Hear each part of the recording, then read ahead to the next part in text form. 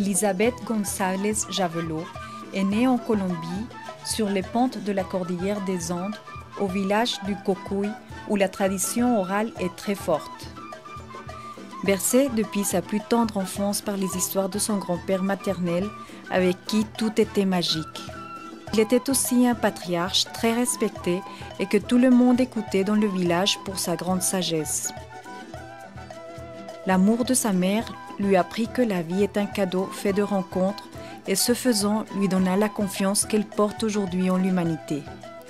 Elle reçut tant d'amour que, comme elle le dit elle-même, cela lui donna aussi la liberté. Car dans sa famille, les enfants ont une place très importante. On les câline et on les embrasse souvent. Étudiante en communication à Bogota, elle rencontre sur un quiproquo un Français qui deviendra son mari. Arrivée en France en 88 sans parler la langue, mais pleine de volonté, elle sillonne le pays au gré des déplacements de son mari. Lors de son installation à Saint-Nazaire, elle se trouve impliquée dans le projet Cargo 92 en tant qu'attachée de presse et interprète de cette opération qui commémore les 500 ans de la découverte de l'Amérique. Quand je suis arrivée en France, j'ai eu l'occasion,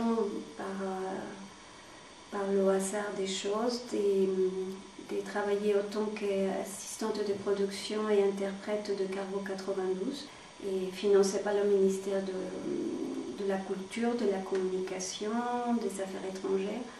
Et on faisait le même parcours que Christophe Colomb. C'était en hommage à les 500 ans de la découverte de l'Amérique. Mais cette fois-ci, on allait vraiment à la rencontre de la culture latino-américaine. Musique, lumière, sirène, un paysage de féerie pour saluer hier soir le grand départ de Nantes à destination de l'Amérique du Sud du Cargo 92. Après 2 années de préparation, de très nombreux visiteurs sont venus admirer la rue nantaise reproduite dans la cale du Cargo qui a largué les amarres vers 19h30 quai de l'Aiguillon. De una calle francesa, típica francesa, con el bar, la panadería, la librería, también la carnicería. Lo único que está abierto en estos momentos es el bar. Allí podrán aprovechar para beber el buen vino francés, la champaña. Y lo más importante de este barco es que es un barco cultural. Tous les artistes qui partaient dans cette tournée-là, c'était des artistes qui adoraient l'Amérique latine. Et c'était une rencontre remplie de magie, d'amour et une rencontre humaine qui m'a beaucoup marquée. Et il y avait 4 troupes, la troupe de Philippe Gentil, et troupe de théâtre. Il y avait Philippe Découfflet qui à cette époque-là, il venait juste de faire l'ouverture des Jeux Olympiques à Albertville. Il y avait la troupe de Royal Deluxe, que c'est une troupe qui m'a beaucoup marquée parce que c'est des gens complètement à côté de la plaque et complètement délirants, qui choquent, qui dérangent, qui laissent énormément de questions et aucune réponse. Il y avait bien évidemment la Mano Negra, avec Manu Chao, qui a été aussi quelqu'un de très important dans mon parcours, même s'il ne le sait pas. Et quelqu'un qui a été toujours très présent dans mon parcours, parce que je l'admire, je le respecte, et c'est quelqu'un qui a toujours resté égal à lui-même. Et quelqu'un qui dit haut et fort ce que les gens ne disent pas. Ses responsabilités la rappellent en France où est né Nicolas, son premier enfant. Non sans déchirement, elle part vivre dans une ferme près de Limoges où, comme elle le dit avec l'humour et la dérision qui la caractérisent, elle est passée d'être attachée de presse à attacher les vaches. Mais son énergie créatrice ne restera pas longtemps sans emploi, car dans le désir de partager avec son fils tout son imaginaire, elle se met à écrire son premier conte, La déesse des oiseaux. Après Nicolas vint Felipe et avec lui d'autres histoires pour cet auditoire unique. Ces histoires sont apparues comme un lien à travers le temps, les hommes et l'espace.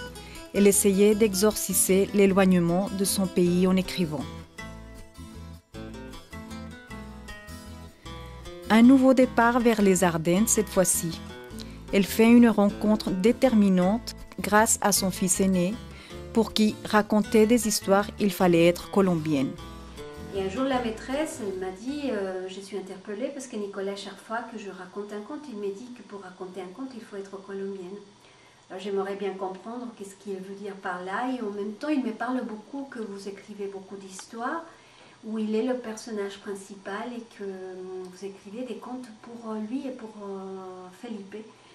Et elle m'a dit, je crois qu'il a envie de partager ce que vous faites avec lui parce qu'il me dit qu'il aimerait bien que vous veniez raconter aussi des histoires. Et c'est pour ça que je vous invite. Au début, quand elle m'a fait cette proposition, j'ai eu très peur parce que je le faisais naturellement comme n'importe quelle maman raconte des histoires à son fils. Mais le raconter à une classe entière, je ne me croyais pas capable. Elle a insisté et en même temps, il m'est venu l'idée. Je dis, écoutez, je suis d'accord, mais est-ce que je peux faire autre chose en même temps? C'est que les enfants m'échangent toujours de nationalité. Bon, j'aime bien voyager, ça ne me dérange pas du tout. Mais j'aimerais bien parler de mon pays. Parce que sans aucune prétention, mais que l'enfant sache que la Colombie se trouve en Amérique latine, que là-bas on parle l'espagnol, et que la capitale c'est Bogota, et que c'est un pays où il n'existe pas des saisons comme ici. Leur donner ce côté ludique et vrai de mon pays pour qu'ils commencent à connaître mon pays. Une toute petite fenêtre qui s'ouvre pour éveiller leur curiosité et surtout pour qu'ils sachent que, voilà, que je viens de Colombie. Elle a trouvé ça intéressant, je suis allée une fois et c'est là où la magie s'est opérée d'une façon flagrante. J'étais piquée par le virus du conte et surtout par cette magie de cette rencontre avec les enfants. En fait, je ne voyais pas un groupe d'enfants, je voyais des yeux où j'ai retrouvé mes enfants.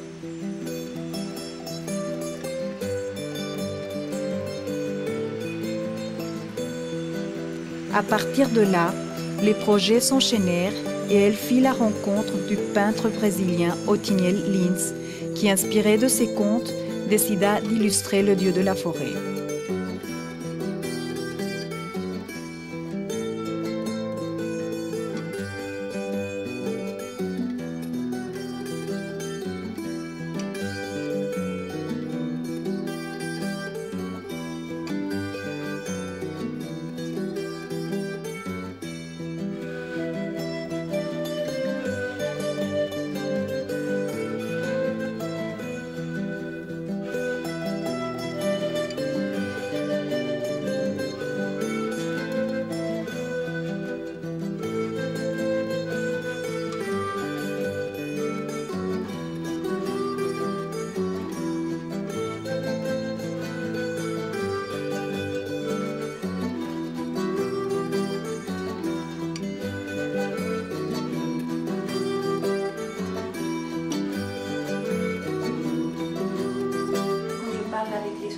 Quand je suis dans les classes entourée d'enfants, là je me retrouve à nouveau chez moi.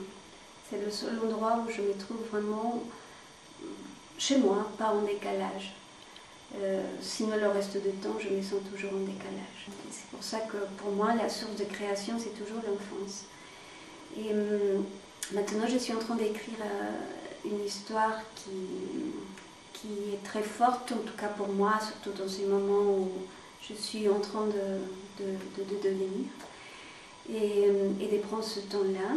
Et ça parle de ma Colombie et ça parle aussi d'être déraciné, parce que je crois qu'à n'importe quel moment, même si on est dans son propre pays, à un moment donné, on est déraciné de ses propres envies, de ses propres rêves.